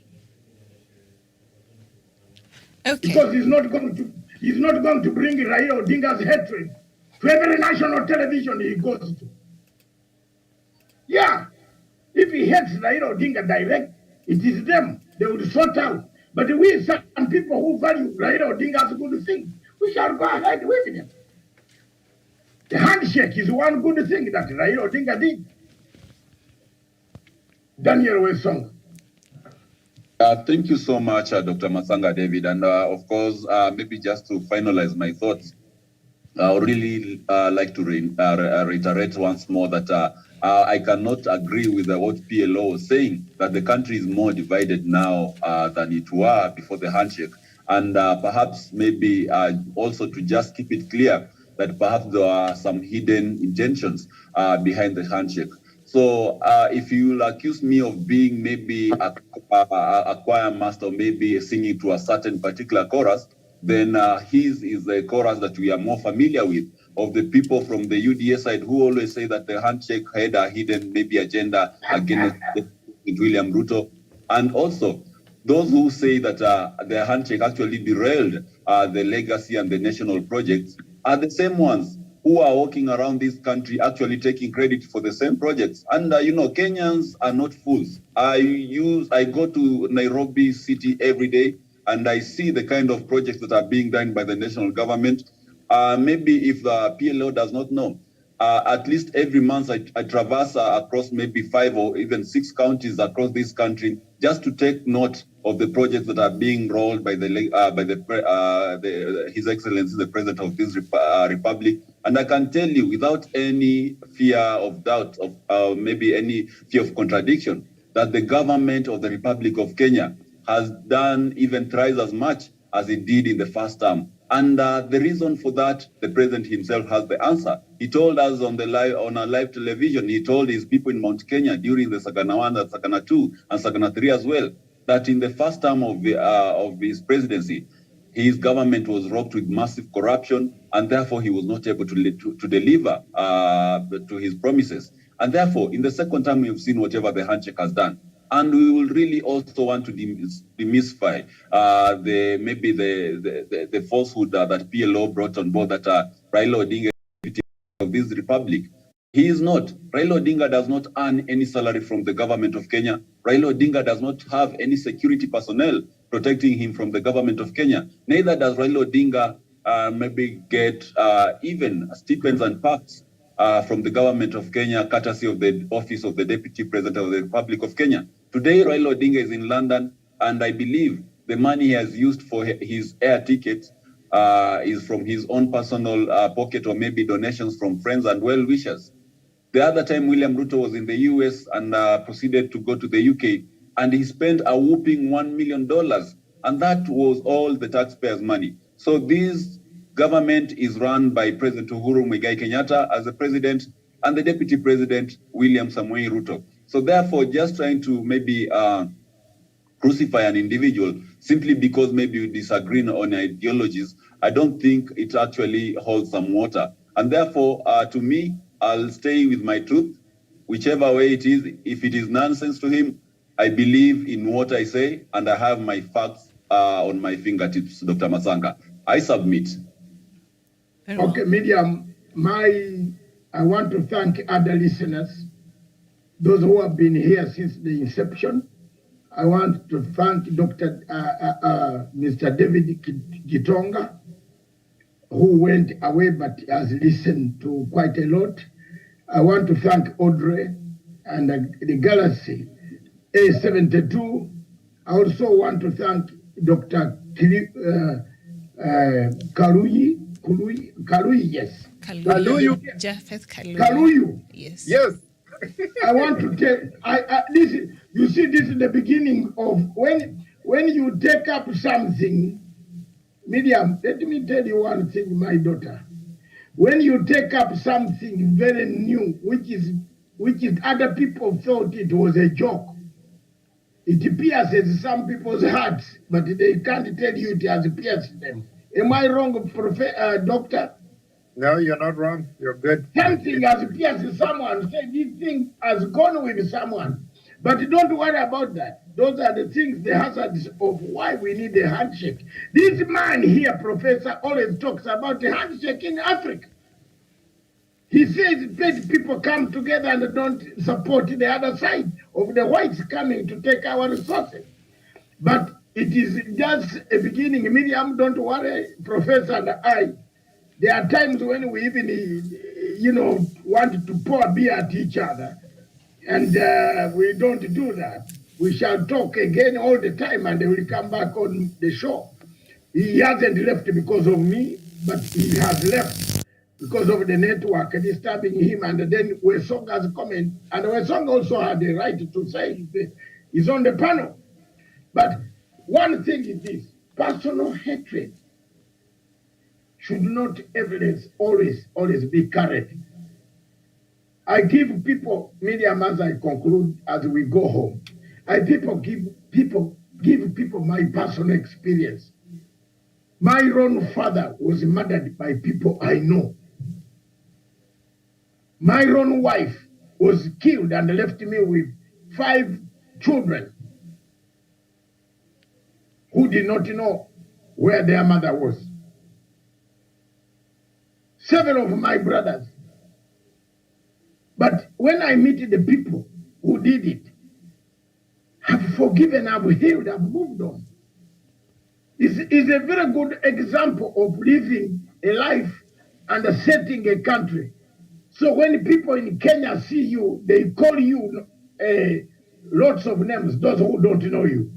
But when they go back to say, in 1978, this guy was here, then they say, it has been a long struggle. It has been a long struggle. Otherwise, there would be no Germany today, Miriam. There would be no Germany. If we went on looking for every Jew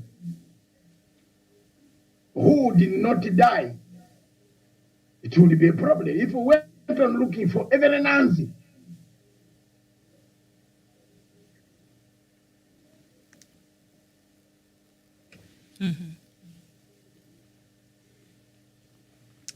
Okay, I think we'll end the show at this point. We are having Doc, we are having a problem with the connection.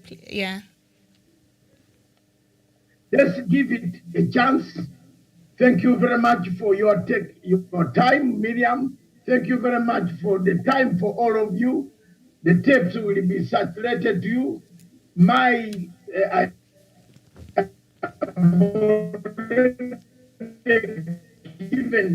I've given the speech already. Thank you very much. Can I do my submission into? Sure. Yes. So I want to thank all of you in the studio. I want to thank Dr. Masanga. I also want to thank Dr. and Gitonga for coming to participate. I'm always learning from everybody, and this was great for me. It was great, and I've learned. I want to also send greetings to all the Kenyans everywhere they are. Nawasalimia popote mlipo katika Jamhuri ya Kenya na ulimwenguni kote mnaposikiza na kutazama. My desire for our nation is to be peaceful. My desire for the nation is to have the correct governance. My desire for the nation is to have me as your president. I am not asking that. Recently, as I'm speaking to you, it's because I'm in Washington, D.C., doing my foreign trip as everybody else. My foreign trip is not about speaking to just institutions and going to meet people or raising funds just for the purpose. I came and I visited Cairo. I came to United States. I met some investors who are coming to Kenya to invest in Mombasa, where you are. I met Louisiana system of school, college system. They are going to come. I was able to convince them, and they are going to come and bring programs to Kenya. I'm looking for 3-4 universities where they can bring their science programs and the health programs, and they are fully funded. Dr. Pat and I, we made that decision. I also passed by the State Department where I was received. I want to thank the State Department of the United States, and I assured them Kenya is open for business. We are democracy, and we are moving forward, having our teething problem after 50 years of independence, and I'm very thankful. I passed by the Health Service Administration in the US where I wanted to compare. Why didn't you attend the show? So I will be, and then finally I was able to come to Voice of America, and I was able to make a good image for Kenya, to make sure that Kenya is well represented. I am so ready as the alternative, and I'm looking forward to meet everyone in Kenya next week, and I'm looking forward to be in your studios physically. Thank you again for giving me the opportunity to speak to your listeners. May God bless you. May God bless this nation, the great Republic of Kenya. Very well. Thank you so much, Dr. Japheth Kaluyu. Thank you, Professor PLO Lumumba. Thank you, Daniel Wesonga. And of course, thank you so much, Dr. David Matsanga. I'm afraid we have to end at this point. Thank you so much, our viewers, for watching. We'll see you here on Sunday, God willing, with another edition of African Showdown, 2 p.m. East African time. My name is Miriam Ogotu. Bye-bye for now.